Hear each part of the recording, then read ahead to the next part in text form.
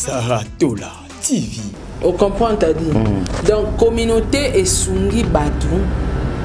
Oyo baza inutile.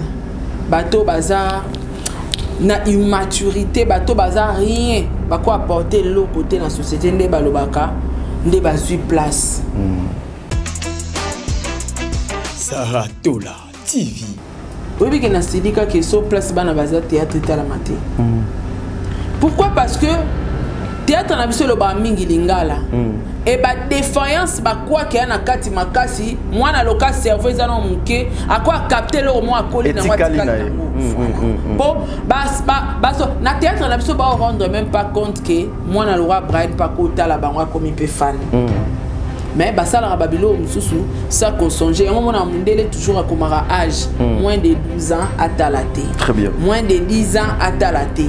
Aïe bara pourquoi pas eza bilo mususu ele kana film et ko détruit cerveau. Cerveau moi oui. Et bébé si mon toi moi. Saratola TV. Wa mayele. Ya osala analyse ya osala émission mo sikoyo. Il y a famille à roter, il y a ba famille à roter, il y a bana côté, il y a ba jeune fille, il y a maëlle. Demain pas maëlle, mais communauté en a besoin d'un côté. Communauté en a besoin. Bande qu'on a bête la vie non vie à Sila. Sila za kandumba. Kuta longola kazeme mutu X. Saratola TV.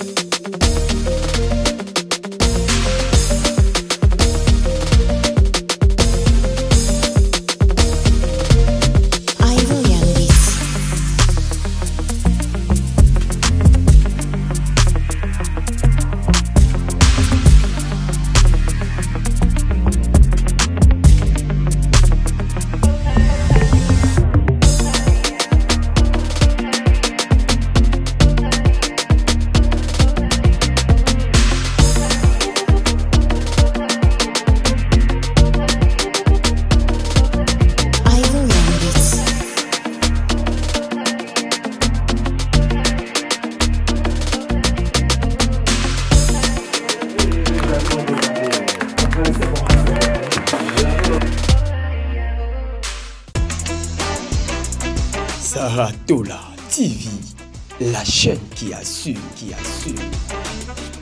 Voilà, mesdames et messieurs, Bandeko Balandi à Saratola Télévision, Bandeko Balandi à Top Media Télévision, soyez le bienvenu. Les obligations, il y a Moussala et Bengi Bisso Lissousou. Ils ont le droit na bino, devoir na biso, il y a informer bino en temps réel. Il y a beaucoup de choses dans les réseaux sociaux, il y a beaucoup de situations qui font mal. Ezali na makambo oyo ezoko senga ete biso photo lukapeto tia commentaire na biso. Mais émission ya lelo nakanisi ça sera pour la toute première fois que vous voyez une émission pareille. Et kozala moi nga nazali na ligne ya conduction, ya conducteur, ya émission. Mais cette émission est kozala présentée par Ngai toko débattre na Mama Sarah, mais au cours de cette émission ne soyez pas étonnés. Ce qui peut Mama Sarah a comment tout n'anga question. On va le faire comme ça.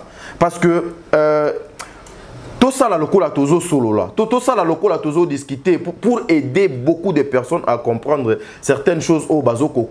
Si on ne va comprendre yangote, les gens sont dans la rue, les gens sont dans de n'importe quoi, les gens sont dans la rumeur. Donc accepter, supporter que bisoto salango ndenge to linga to salango mokolo mwalelo. En tout cas, je vais appeler tous les comédiens, baluka moyen, bazwa part na émission tous les comédiens, parce qu'aujourd'hui, ça ne touche pas seulement à Bellevue, ça ne touche pas seulement na ba papo nyonso batangi ba kombo wana oyo ba bimaka na bana mibali oyo bango baza mibali bazo bima na bango ezo toucher kaka na bango te. classe ya bato oyo to mekaki ko bana koloba yango depuis longtemps.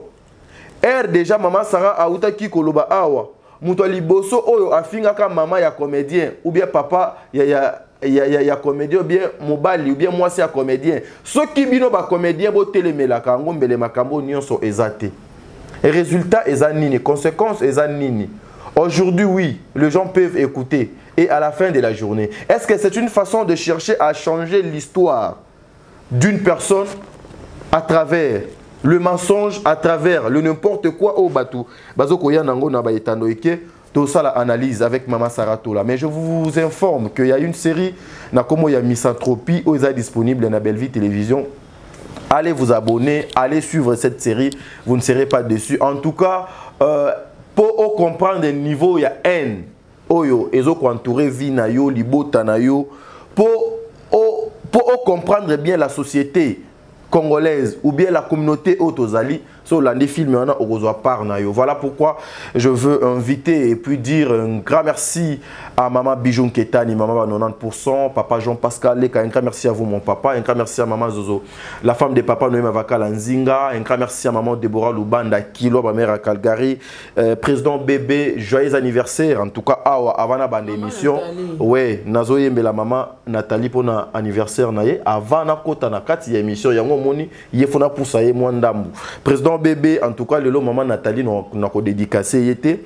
Un grand merci aussi à Tata Poefa Pekato, un grand merci na Jenny Beta Industriel, un grand merci na maman Madeleine Aketa, Fatou Dukonti, Makia Lakumba, Sol Mbemba. Un grand merci aussi na maman Emilie Setimainga, Bertin Kondembongo propre l'infirmier clinicien, Aurélie Mafuka Yaba Aurélie. Restons ici avec nous pour cette émission. Tozo Nganangambwa Régie, Tozo élément il y a film Oyo, Misanthropie et puis on se retrouve tout justement après World. Saratola TV.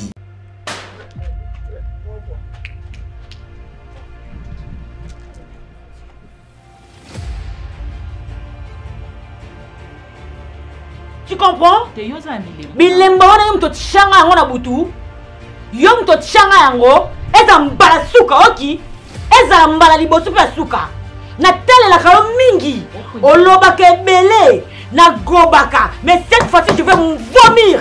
On comprend? Je vais vraiment vomir.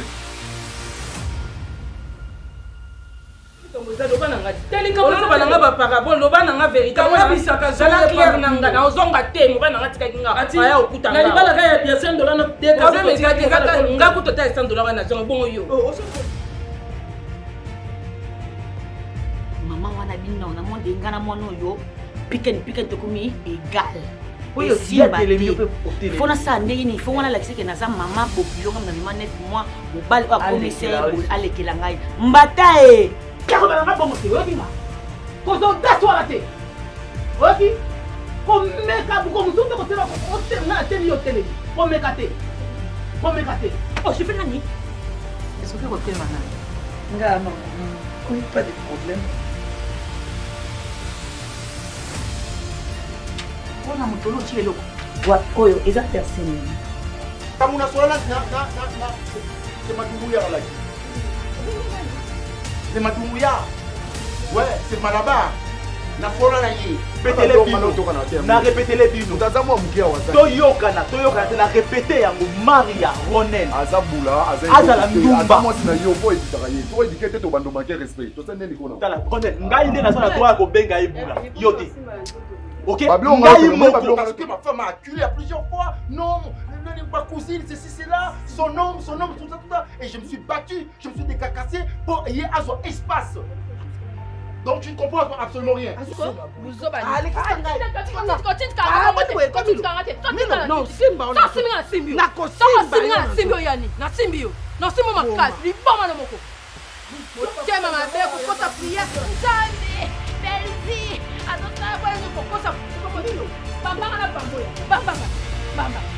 Yo, boye pour na impolitesse? Non, na boye pour na impolitesse. Boye pour na boye pour toujours pour faire des choses.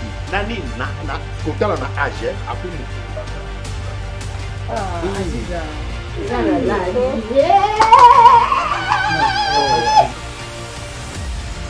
Fils du diable. Tu es un fils du diable, biologique. Sors et ne remets plus jamais ton fils.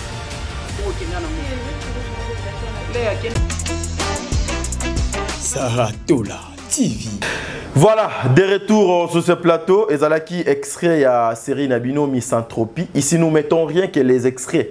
Si vous voulez avoir l'intégralité, allez na Bellevue Télévision, Bissika Boni Bokozwa Kimia. Joyeux anniversaire. Joyeux anniversaire. Joyeux anniversaire, maman Nathalie. Joyeux anniversaire. Ouais. Comprenez, j'ai la toux. Je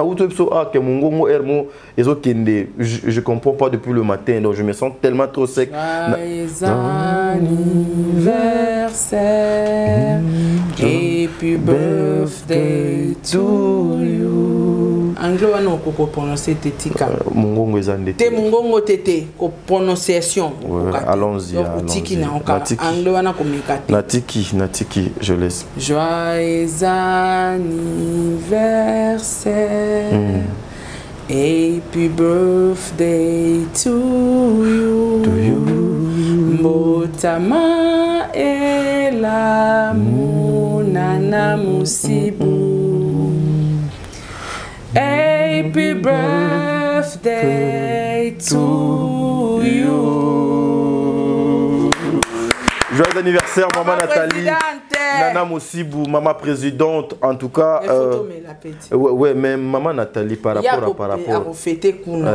Et nous ici, on a chanté. I calling. Yeah, I calling is maman. Yeah. Nathalie, no I calling is day. Is now. Is now. Yes. I calling is. I calling. Yeah. I calling. I calling. Calling maman Nathalie. I calling. I sending is money. Money, yeah. I sending. Beaucoup fitting. Yeah, if sending money and fitting is today. Yeah. Yes. Mom, I am being no, I call you. Please, sorry. Yeah, I call you. Yes, yes, ma'am. Yes, ma'am. Yes, ma'am. You is on direct. You is on direct. Joyeux anniversaire. Anglais. Ezoyate loba anglais. Happy birthday. Happy birthday wanatika. Happy birthday. Ezaganin. Happy birthday to you.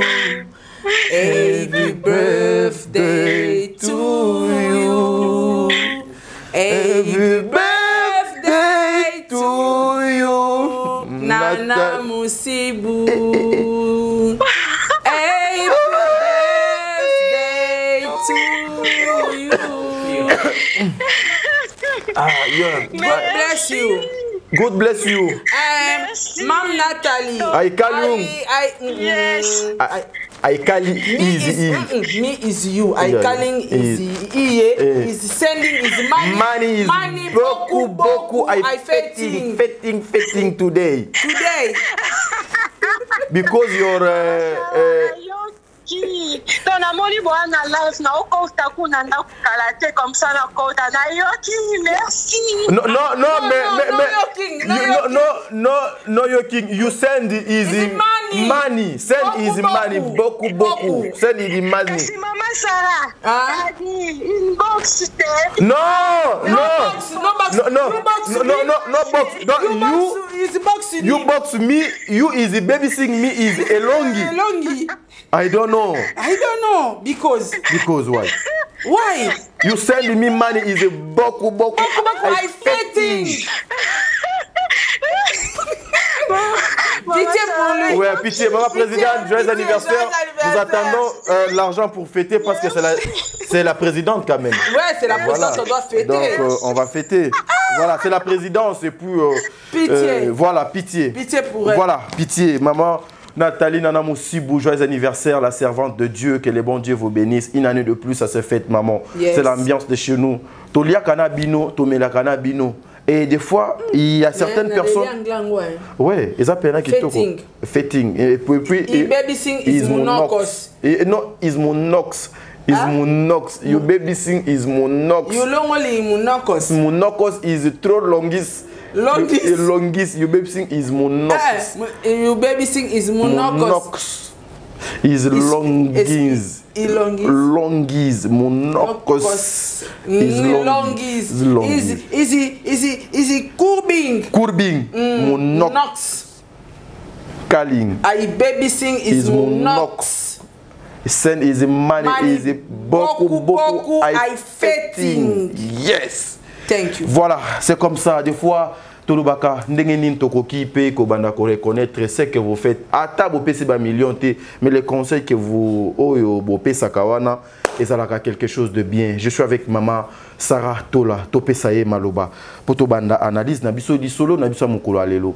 Maman Sarah a le droit de me poser des questions, comme moi aussi j'ai le droit de poser des questions à Maman Sarah. Émission Auto Sala Lelo Kozala Bongo. Mbote Maman Sarah. Mbote papa t'a dit, en tout cas Mbote n'a pas meilleur fan n'a pas tout nion sur Bozola vraiment partout dans le monde. En tout cas, n'a profité na le banabande qu'on a biso au Bozola à Paris, babi restaurant si que fongwami chez FM Franck comme Poutou, balobi salouana restaurant na ils ont un cadre qui toque et puis ils ont compté plus de 150 personnes. Wow. Donc ils appellent disponibles pour na ba réunion na bino, ba cérémonie, ba conférence, ba fête, mariage, ba événement. En tout cas, ils sont disponibles à Paris ou à FM chez Franck Poutou. Donc et puis chaque samedi ba beta en karaoké, moi musique et ça wana ninge zalara. Vous en vacances na Paris, beta tour. OK musala au moniko koko lamba to zara na Paris, olingolia à la bio kota chez Franck Poutou.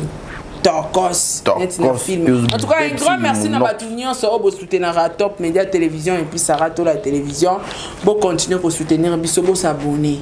Beau s'abonner, beau l'accepter que vous avez la chaîne, pour créer un contenu. Très bien. Tous la chaîne, on te qu'il y a que Vandi Banda, ton petit boutou, finger kabat. Donc on a des contenus dans nos chaînes. Alors beau partager les vidéos, beau commenter, beau liker surtout et beau s'abonner. Pour ebele bazar ata la biso ma s'abonner. Ah oui, ebele. La majorité.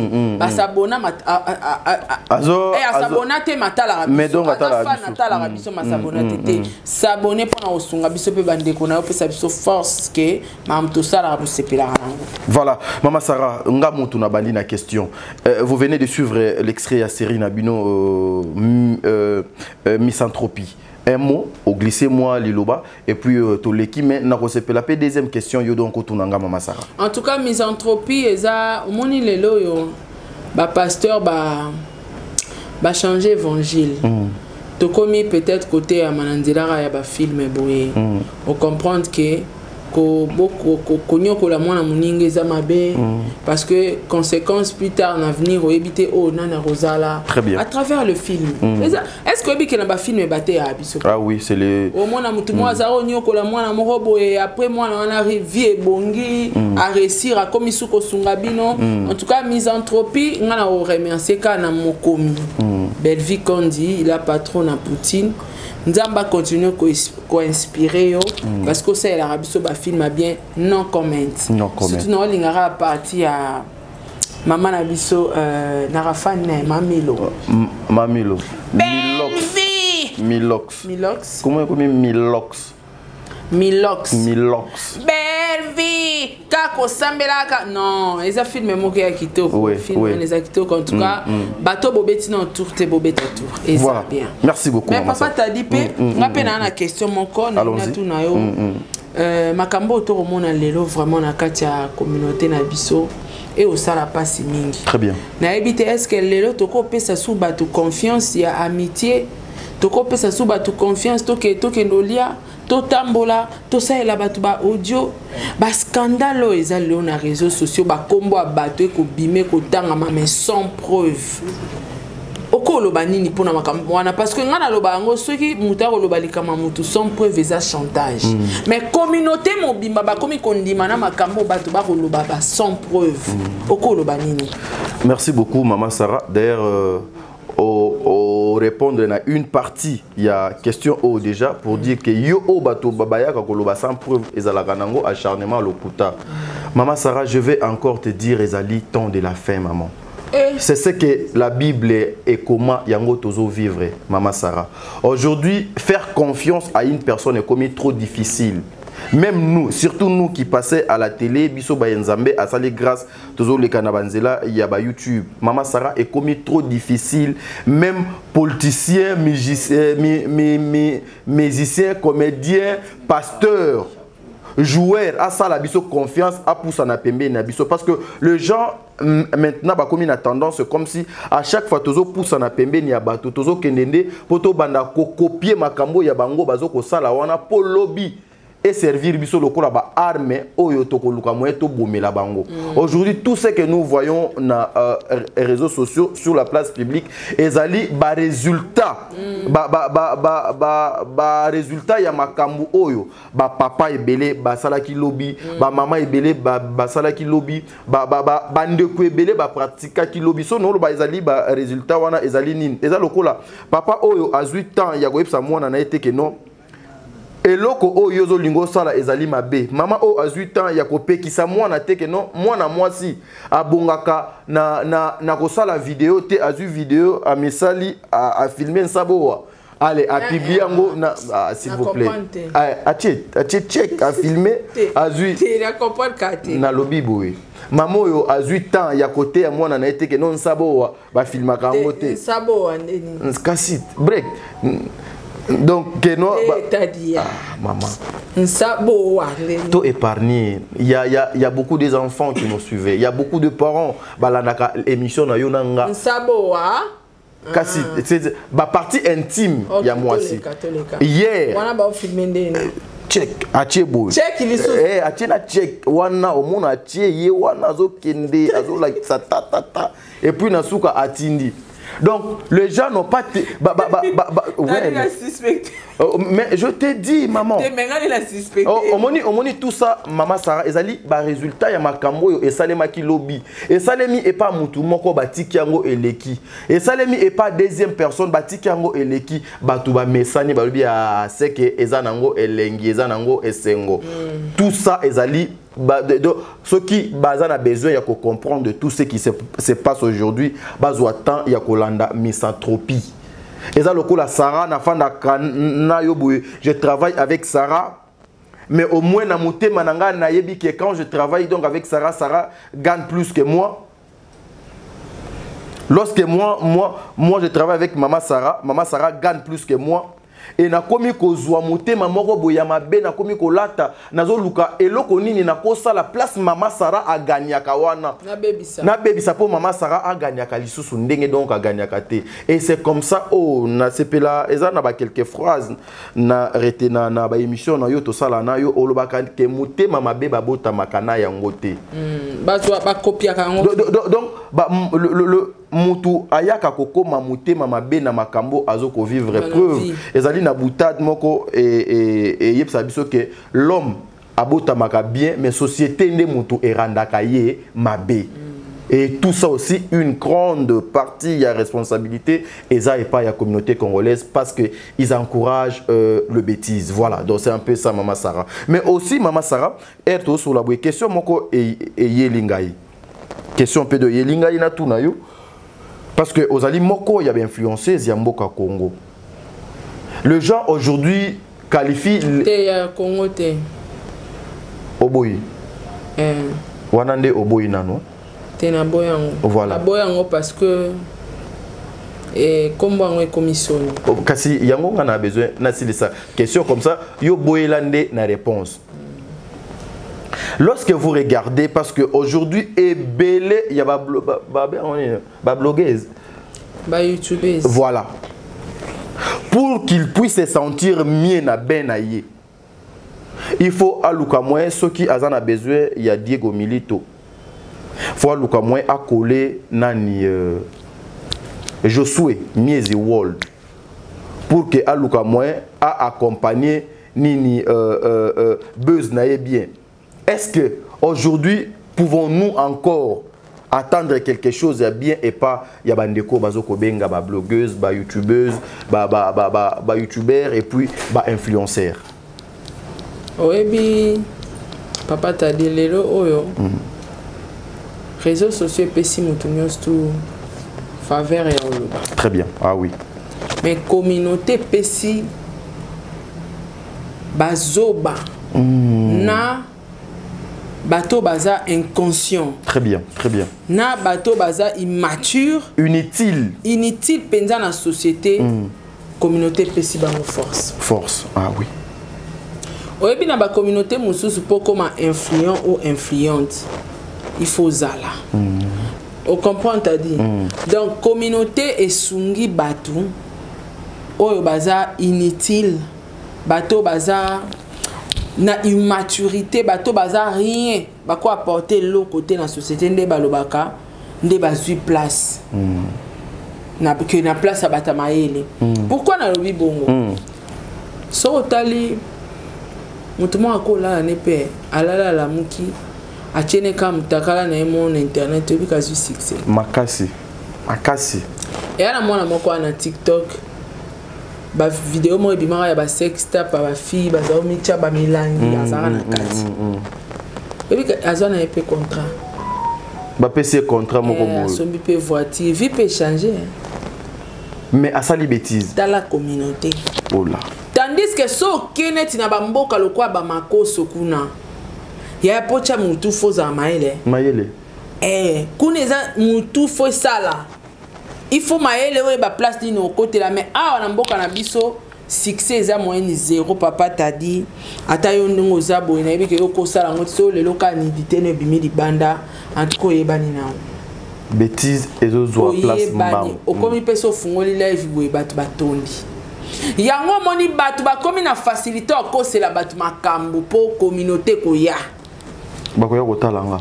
Communauté na biso no esenga preuve que nde to lo baboy to banjolo bato bandolo ba demain raza muibi demain raza mukuse demain rasali demain rasali jamais mona muto ko na commentaire wapi kasi ba preuve so mona te oso mona pina na live moko ata yanga Sarah muto lo balanga na c'est Sarah la kisa ba preuve ba osengo volume ça ya bimisa nyonso qu'est-ce tension est-ce que ça va qu'est-ce qui prouve que makanga Sarah non le dia vrai soubassement nango ezani bato baza derrière ko soutenir ba anti-valeur bato ba mériter place te na réseaux sociaux za monene bato ba mona oyebi bato ba kolela plus tard na bédication ba na bango ah oui vous applaudissez ba PD est-ce que tu as la mamelle na TikTok c'est grave t'as dit donc bat pe bon et puis ba maman o ba kondi ma ba bota ba PDT ba ozo ba parti pris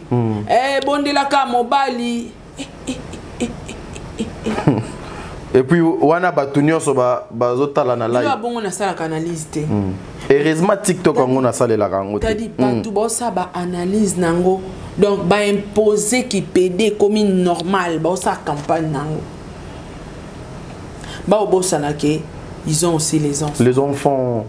Yo maman za fanatique à PD. Matin midi soir au tala caché na PD. Mukolo mwana no akoko ma PD. Faut pas pleurer. On ne pleure pas. Kokangana on peut mutundo quitter. Parce que yo déjà sur le plan spirituel oza allié na ba PD parce que au tala ka PD oza fan à PD. Donc so bon type PD ko lelaté. Parce que esprit wana déjà ezakatina yo. Ozo mona vie qui PD za normal ozo tolérango. T'as dit là la foi vient de ce qu'on attend.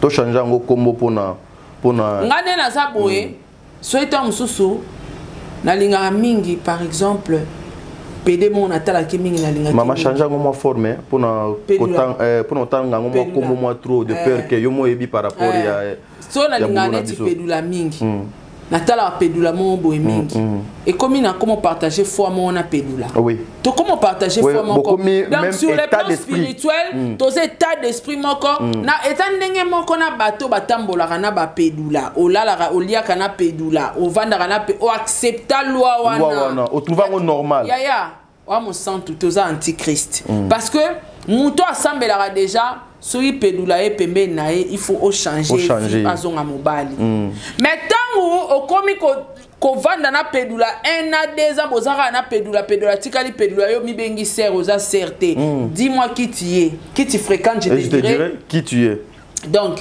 musala munene to ana ona kati ya communauté za nini moyen bato basengeli bazwa esika pona côté ya bato tadi wa mayele ya osala analyse ya osala émission moko sikoyo ya famille ya côté ya ba famille ya côté ya bana côté ya ba jeune fille pe na mayele demeure pas mayele mais communauté a besoin na côté communauté a besoin bande kona betela bino vie ya sila za kandumba kuta longola kazeme mutu x wana na ba live ezo matakaka ba flèche ezo ya bazo kota ndeti bazo benda bangwa ko benda makambo est important donc communauté ezo partager même fois na ba anti-valeur yango moni bato ban mayele bana ba concept bana ba bazana ba contenu na ba chaîne ba ko s'en sortir te parce que ba anti-valeur ba dominer bazo pensa na que internet ezo détruire bato internet yana capacité au détruire éducation bana na yo maman oyebite que moi no pas za fa na PD wana moi na tellement yo tala PD oyebi sœur nanga atala mingi ba théâtre comme so brana otangela nga ba komba ba dinana ba belvinga bitwa oh yo non fanda na Brian te botala na ye tiens ça ou comme ma fille regarde j'écoute non oui que na sidika que so place bana baza théâtre tala maté pourquoi parce que théâtre na biso lo ba mingi lingala et ba défaillance ba quoi que na kati makasi mwana loka cerveau ezana muke akwa capter le mo akoli na watikali nango bon baso na théâtre na biso ba rendre même pas compte que mwana lora Brian pas ko tala bangwa comme pe fan mais basala babilo mususu ça ko songer yango mona mundele toujours akomara âge moins de 12 ans à talaté très bien moins de 10 ans à talaté ayebaka pourquoi pas eza bilo mususu eleka na film et ko détruit cerveau mwana oui et bebisi mutu wa mwana siko yo mama tango za fanatique a pedula ozo soutenir pedula o sali bien yo mama oza fanatique matin midi soir télévision na et tiaka ba émission ya batuka ba fingaka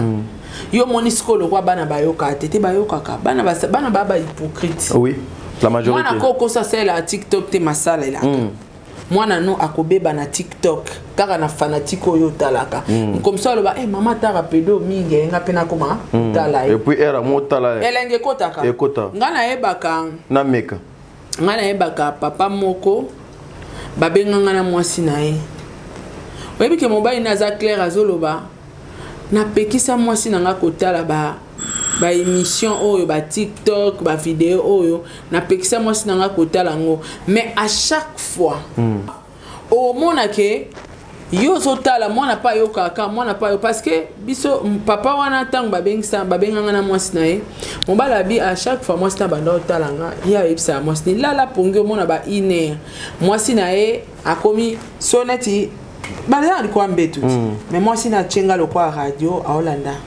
aoyoka aolanda ba histoire aoyoka mobali pa koma fan abi ne komaraso na ke musala au moins na bengi otali de la deuxième partie Sarah to suka place ni to ya continuer histoire à côté si oui tala toi na facilité à côté sa mibali na ba ben na biso il y a quoi influencer bala za ko tala ba film eta comme tala za tala ba série te a comme tala bana ba côté na ba série Nicolas maman très bien combien de fois yota ka PD oza fana PD pedos pedula ped hein pedos pedos na anglais ya pedos ozara fana pedos très bien parce que yebisanga pedos iwana azo communiquer yo nini ya malonga oyo ozolanda et parce que yo bina monoko za chrétien moza fanatique a pedos oza wapi le colonie za place ni très bien yo za censé okomela pedos asonga na nzela oza censé okomela pedos tika kofinga mais boza wana bozo pelisa moto boko soutenir mabe.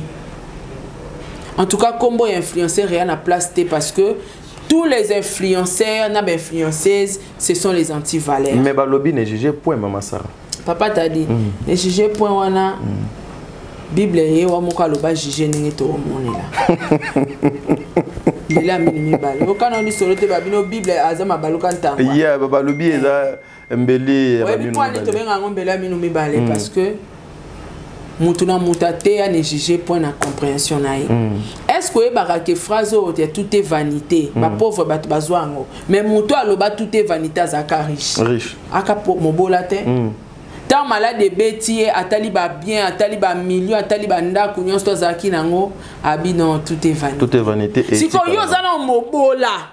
Mais si on moninga mati business class obi tout est vanité te matana nuyope. Matana no après olo banabiso. On parle de tout est vanité lorsque yo ozana. Voilà. Yo bongi te oza pauvre, pourquoi ozo employer tout est vanité? Tout simplement parce que ozana ngo te baninga banango. Ozo comprendre. Donc yango moni batola la Bible des anzela minumba eteza selon compréhension ya mutna mutunenga za inspiré. Très bien. OK? Donc bande kona biso abasi na mibali la majorité au bana succès lelo même na TikTok, na YouTube ainsi de suite ba anti-valeur. Ah oui. Et bah là tu combat influenceur. Vous influencez les gens. En quoi? En quoi? Très bien. C'est ça la question. Bon tinda batu na ba BBL. Bon tinda bana batu ba koma ba PD. Bon tinda batu ba fingaka. Influenceur sur base faut au mataka tolo er moko osimbi boy er moko osimbi boy maman mobiba er moko ozo chango boy il faut attendre tendresse na makambo bozo babo soto boy tendresse er moko pe aye na sima kuna abalusi et puis na ebité maman yo mutoza na nini bilambo yo ba chinois ba komi ko sala bakomi ko luka na banzoto abasi et donc lamba ngo fo ezala erolati et du yobe et kangi yobe nzoto nyonso ale nzambe pe azui lokola papa asala ka grâce na moto nyonso alingi akineli yo nzoto olati ale ozui mokongo opesi biso yo wana ka boye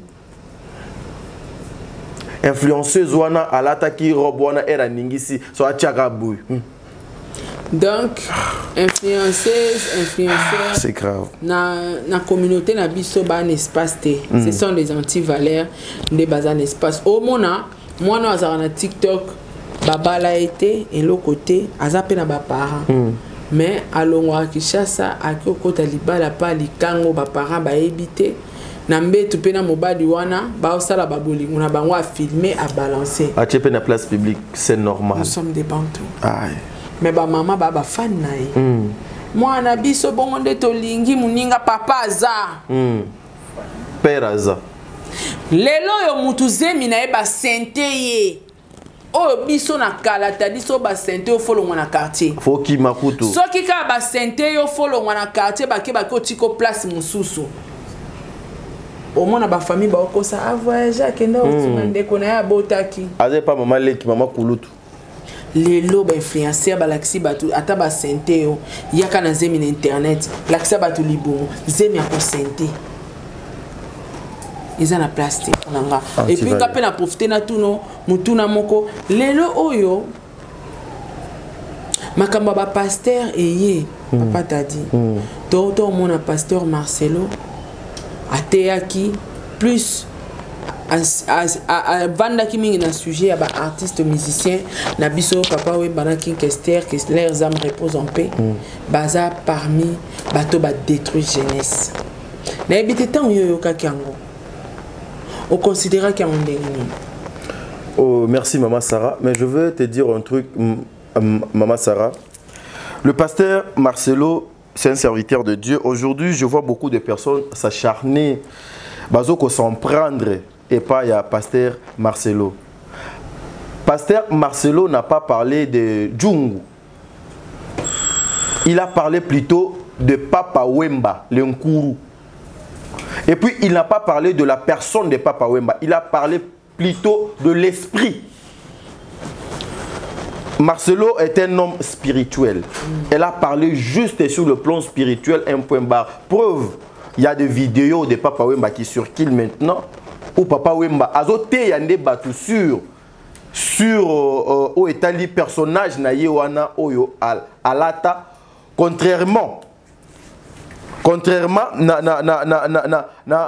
na oyo vi na ye azalaki na yango lobi.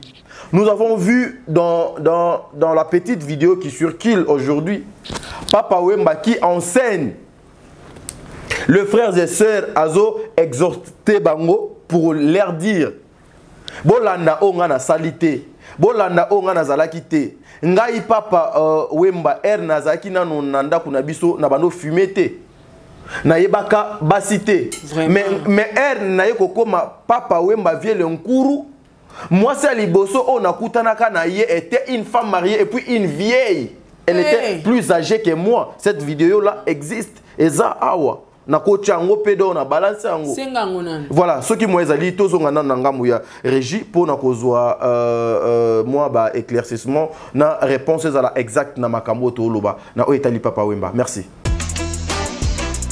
Saratola TV. J'avais voulu moi rester Shungu Wemba Dio au lieu de devenir papa Wemba. Na koma ki objet ya pa makambu ebele ya ebele. Shungu Wemba Dio azalaki na démarche na ye mususu. Il allait devenir prêtre, il allait devenir journaliste. Il s'est focalisé aussi pour embrasser la carrière médecine. Papa Wemba aye ko déranger fonctionnement ya Shungu Wemba Dio. L'air azalaki na Shungu Wemba Dio, il ne fumait pas.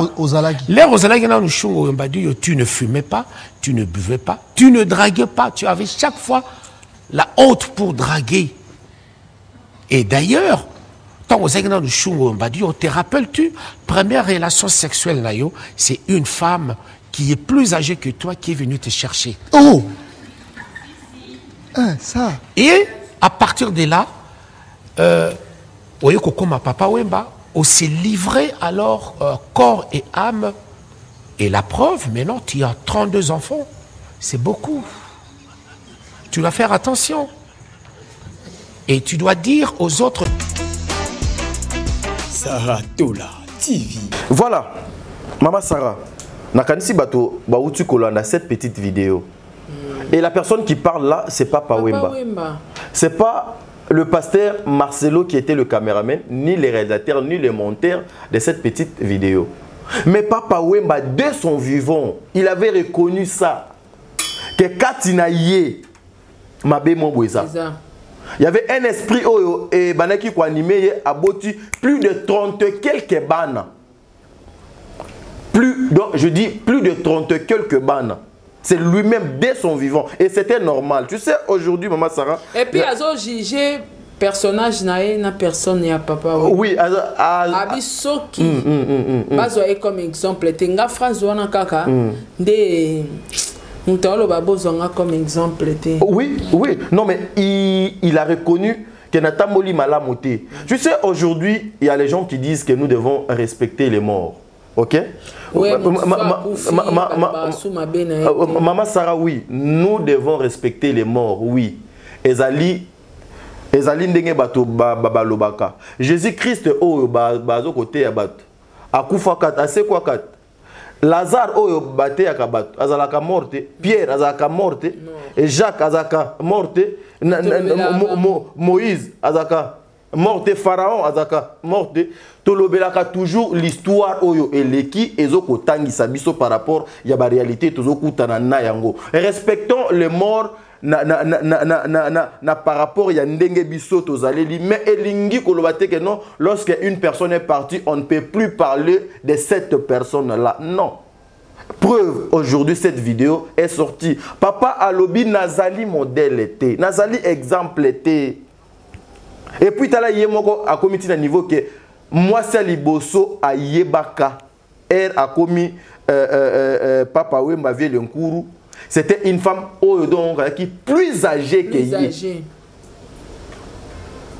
Yango mona na yebsako Maman Sarah, lorsque tout le monde parle ezalaka bien. Ceux qui yonanga to fani na plateau to bandi koloba eleka kamabe. Et c'est-à-dire que Papa Wemba lobiwana ezali alléluia amen. Mais lorsque le serviteur de Dieu Marcelo aye apesi avi na ye par rapport à esprit oyo à comprendre oyo et ils ont continué à animer jusqu'au jour d'aujourd'hui, ça devient commis insulte. Mais lorsque vous regardez ça aussi, Maman Sarah, une question donc yelinga ipongana tunayo, est-ce que c'était aussi évident il y a côté les na chair pour na ko crier oyo papa Marcelo alobiete o bato balobakanase nga na zuango na lobby yango na mongongo ya likolo. Est-ce que ezalaki important objectif ezalaki pona côté ya banani pe pona nini parce que yemoko Marcelo azana ligne ya vêtements oyo yemoko asalaka promotion tina cher veste alataka kombo na ye oui veste alataka kombo na ye chemise alataka kombo na ye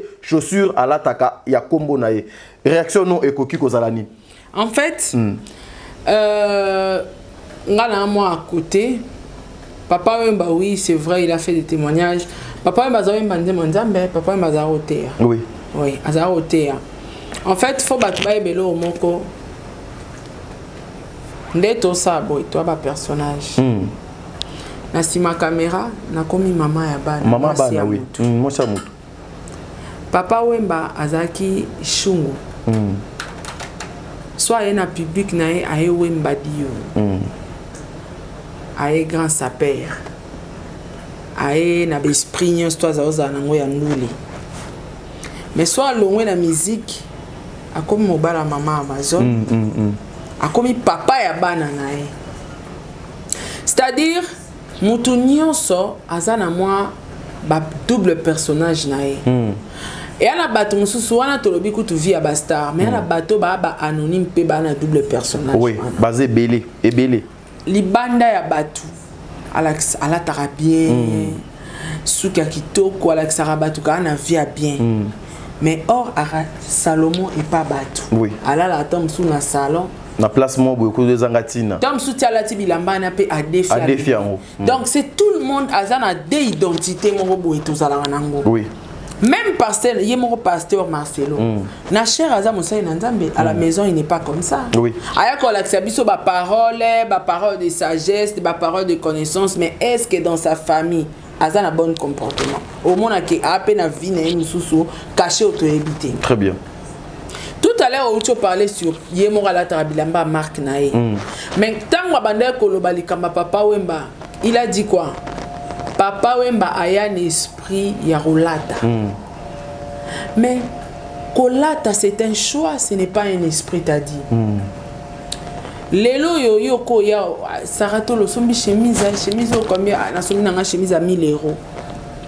T'as dit est-ce que yo okolo baloka Sarah somba chemise à 1000 €, nga pe na somba chemise jamais na même c'est un choix même à 500 na somba non c'est un choix kolata eza choix ya mutu e ana batu mususu babongisa bandako e ana batu mususu bachambongo na mituka balinga mituka cher e ana mutu mususu abomba mbongo na babiju na bijou oui mutu mususu mona amata moto masomba ka babiju mutu mususu mona dans ye malama somba kaka azaka ndako neza la luxe atamba na mutuka cher atazui combien a changer mutuka bimi a changer mutuka c'est un choix na moni place ezo koma esprit te eza choix ya mutu ke nga fo bilamba papa Wemba a imposé ki choix na ye ya kolata kobosa na teke na ba artiste mutu nyosa linga atika linzaka oui en papa Wemba asala ke fort atika linzaka na elamba très bien mais bilamba na ye nyoso azao somba ngona mutu qui n'était parce qu'il avait des fans oui moi je ne pense pas que kolata c'est un esprit je ne pense pas eza nango esprit te eza mutu na mutu asepelaka alataka balinete à cher moi montre cher mais au mona ka montre wana alati ya cher ngana na camarade na moko ya papa tadi bayelaka biso bamontre wana eza original te mais ezalaki na mwa qualité batiaka yango ba $80 ya bi Sarah ya kitoko mena osomba te nga na osomba ka original nango ngabe na original nango na yango ezaka peu près abi Sarah na kokolata te donc conscience nanga donc c'est un esprit te eza choix ya mutu asala décision ki nga na olata nanga ka original nga na olata nanga ka Zara nga na olata ka H&M et puis misu ti lelo balata ballon oui ebele et après na batum so lo baya ko lata ballon te ma balata kato c'est un choix pasteur Marcelo elo pe choqué nga est-ce que ezaki important tanga ba combo parce que bato atangi ba combo ba personne anonyme te déjà ba public oui ba public bana ba fan na bango o batikala choqué ba perda bango baza na ba famille o batikala choqué ba perda bango émotion wana ezalaka tango zolo balika moko ateza ya solo ateza sur le plan spirituel c'est important tia ba kombo na bango non je ne pense pas koloba ke yo za pasteur ozo juger papa King Kester a heboye mbate okoma jiri yo mosai na nzambe ozako yoka musique à King Kester wapi pendant que King Kester a apporté quelque chose dans la musique congolaise. Tu vois quelquefois babilo moso azoloba et au sala bien te le rôle à mosai na nzambe ozomona batu musuba oloba ngobo mais na sens normal ça n'a rien à voir yé matea o ifala katea t'as dit bateau baza na sima ya destruction ya jeunesse non seulement la jeunesse, il y a ma famille à battu, il y a ma balle à battu. Ce sont le pasteur. Bane belé lelo bango moko ba fongol si ba association ba orphelinat. Ce sont de pasteurs congolais ne ba bimisi bane belé na balabala. Ba chege, ba fazer, ba orphelin tozomona. Ce sont le pasteur. La majorité ce sont les serviteurs de Dieu. Eza ba pasteur. Pesanga bijo na moni nguma. Eza ba pasteur. Ba bijo ba mona ba nguma. Tunanga ba tumbaka. Nga pedo na tuna question na ekendaka wapi. Et puis il faut la domination. Mutunde tinga t'as dit longola na moni gourmet to na doza na nguma aswanga. Ah? Nga aswanga nanu. Nguma wana aswanga. Donc ozomona ya na sensité. Yemo pasteur Marcelo accoutrement nae pasteur Marcelo soki kolata eza esprit. Kendo lata ba veste à 1000 francs na Gambela. Non, mais preuve yemoko azana ligne vêtement nae. Ce qui veut dire que alingite asomba et là-bas écoute la batumi sous mbongo. C'est l'égoïsme. Ça c'est l'égoïsme. Donc et puis pardon maman Sarah até ngona cher. Je veux chercher cette vidéo nako benga soit vieux Roma Biala ou quelqu'un. Je vis ça aussi tina statut ya vieux Roma Biala até ngona cher. Papa tadiana ba maté a mususu. Et ça important tout temps ba kombo ben so déjà lo ba que musicien wazolinga rolata tout le monde ngai ba ki a papa wema. Ah oui. Mais au moins protéger ta combo. Comme on a pour un respect. S'occuper. Alors que ta mission moi za au boudé ba makasi boy tout le monde doit baquer. King Kester. Kester. Azo ça clip na moi si azo boudé moi si. Est-ce que Kester mutaya na ko boudé? Ko boudé za banda na Bible. La tétutesse.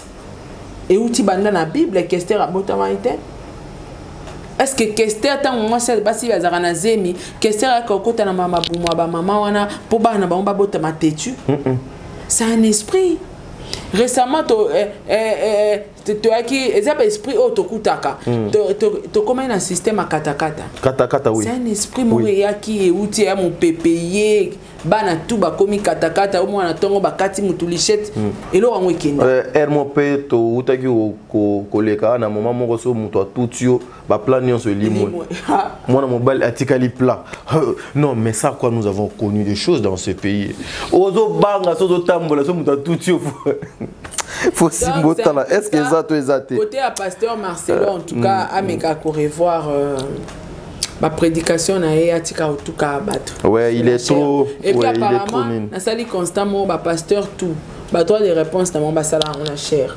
Na éviter cher wana ce qui est comme un micro na caméra kaka pona otuka batu ko ça ba droit de réponse en tout cas au côté à batu au cause of exemple mais sans citer les noms. Là ça choque les enfants. Il y a oui, ils ont choqué même les fanatiques. Donc ce n'est pas quelque chose de bien.